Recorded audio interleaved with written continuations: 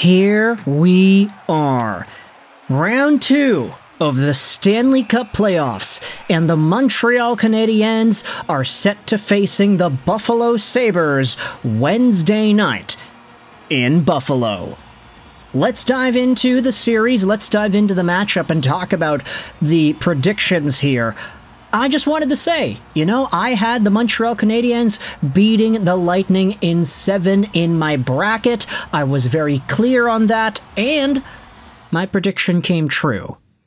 Definitely not in the way that I thought it would happen. Like, you hear 7-game series, you think every game is going to be close, but you don't think that every single game is going to be that close, where every game is decided by 1 goal, and you definitely don't envision the winning team having only 9 shots in Game 7, where they inevitably take the victory. It was a weird series, but one where the Canadiens ultimately came out on top. The other series that we had spoken about, I actually got wrong. Way wrong. Because I projected Boston to defeat Buffalo in the first round. In fact, I had Boston going all the way to the finals and losing against the Oilers. So, my bracket's cooked, man. It's been cooked for a few days now, and ultimately, it was a dumb decision to go with the entire goaltending angle, but that's only in hindsight. If Jeremy Swayman ended up going all Tim Thomas on the playoffs, then it would have been a great take, and it probably would have been correct, but no, it was not. Jeremy Swayman could only do so much when the team in front of him is looking as bad as they did. Either way, it's Buffalo versus Montreal, a Canadian city, the last one in the playoffs, versus, let's just say, an honorary Canadian NHL team in Buffalo. They're so gosh darn close to the border that so many Canadian fans drive over just to visit the Sabres' home arena anyway. But what I'm going to be looking forward to the most out of this series is the crowd. There was already this element going around NHL conversation and fan circles that said that the Tampa Bay crowd in this first round series just was not it. They weren't loud. They didn't really seem all too excited. Even in Game 7 yesterday, yes, there were oohs and ahs and cheers and boos, but it wasn't really poppin' in there. The Bell Center was poppin'. Buffalo and KeyBank Arena in the first round, they were popping off. This might be the most exhilarating, intense atmosphere out of all of the second round series. Between Carolina, Philly, between Minnesota, Colorado, Anaheim, and Vegas, it is this Buffalo and Montreal crowd that will be dueling off against each other for the loudest in the league. They are both incredibly enthusiastic, and that adds to the atmosphere for sure. When you go over to the head-to-head matchups, this is the tale of the tape. Throughout the course of the 25-26 season, the Sabres and the Habs were split down the middle. On October 20th, 2025, the Montreal Canadiens beat Buffalo 4-2. On January 15th, 2026, the Sabres beat Montreal 5-3. Same thing happened a week later when the Sabres beat Montreal 4-2. But then, another week after that, the Canadiens beat Buffalo 4-2 as well. So, pretty even matchup when it comes to the goals for, the goals against, and the results. But at the end of the day, momentum is going to play a big part of it.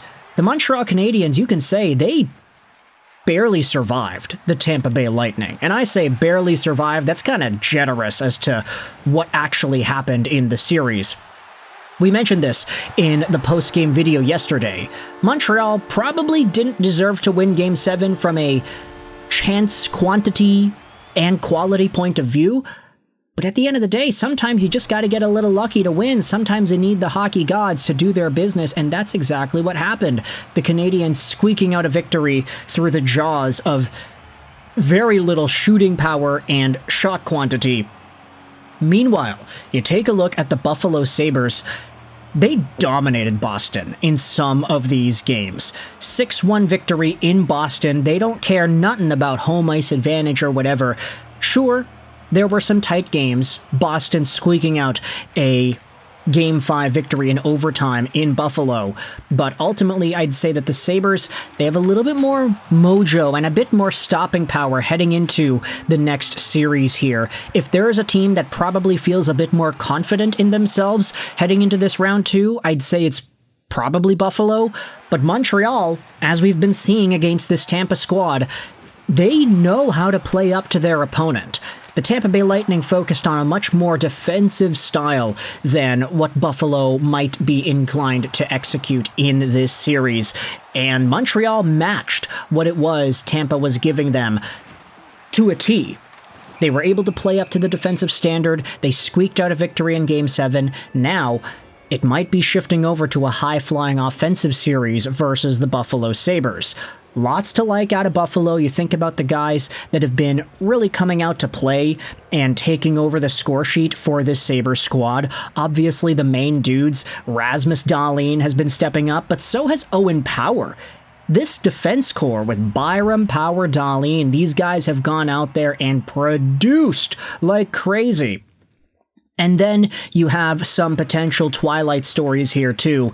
Alex Tuch is doing some crazy good work in what could be his last season as a Buffalo Sabre, depending on what happens in the offseason.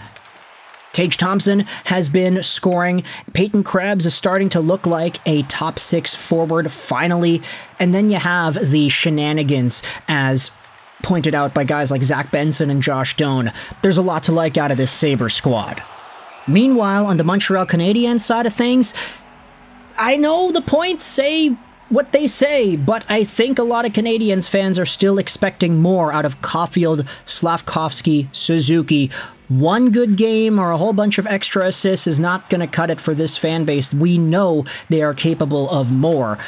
Blaine Hudson, on the other hand, hey, he's been really a pivotal part in the Canadiens advancing to the second round. Just all the points, his fingerprints are all over the game. Noah Dobson doing what he has been doing as well in that Game 7. Just a totally great player. I'd say that both teams' lineups can be quite comparable and that there is a lot to be excited for in terms of the talent profile for these guys. And then you talk about the goaltending. Yes, I understand Jakub Dobeš has arguably been the best goaltender of the first round, but the Sabres, after making the switch to Alex Lyon, they've been in a pretty good spot too. Alex Lyon comes into this series with a .955 save percentage in 5 games. 114 goals against, 3 wins, 1 loss. He's got 106 saves and 5 goals against in total, so he has been doing some good work. You look at the Montreal Canadiens, yes, it's true, Jakub Dobeš has been pretty good, but he technically has worse numbers than Alex Lyon at the moment. Dobeš is at a .923 save percentage and a .203 goals against, 15 goals against on 181 saves. Points are going to come in this series, but I do question just how much of an emphasis there will be on goaltending and shutdown play. If the Montreal Canadiens try to play Buffalo in the same way they played Tampa, I'm not too sure if it's going to work. I do feel like Buffalo will focus more so on trying to get that high-flying offense to go, especially with the youth and the energy from their fans. This is a team that has been itching to get into the playoffs for over a decade, and now that they're finally in, you can definitely see the excitement in the way that they play and the way they navigate the arena.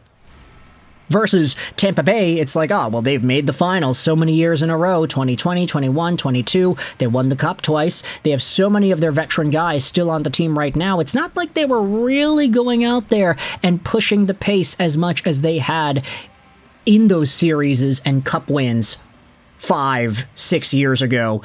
This was a different, more veteran, experienced Tampa Bay team, and Buffalo is a lot younger in that respect. So if the Montreal Canadiens play to the style that Buffalo has, they could probably play a high-octane, high-flying, quick-paced game.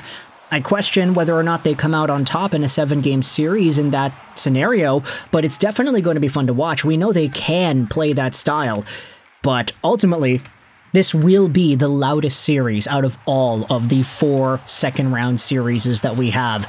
I have no doubt about that. Both the Bell Center and KeyBank Arena are going to be popping off, and I am super excited to see what goes down starting Wednesday when the Buffalo Sabres and the Canadiens face off in Buffalo, New York. Let me know your thoughts in the comment section below. How do you feel about this series? For a prediction, I'm going to say Buffalo in 7, and I don't like to say that. If it were up to me, it would be Montreal in 4. But I do think Buffalo is just such a wagon this year, man.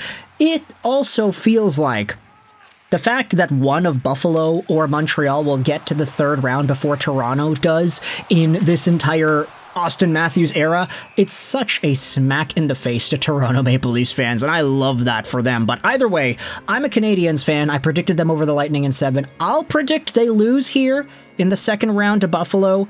Doesn't matter for my bracket, I'm already done, but let's just say Buffalo in 7. I'd love to be proven wrong. You can let me know your thoughts in the comment section below. I hope you enjoyed this video. 9 and bye.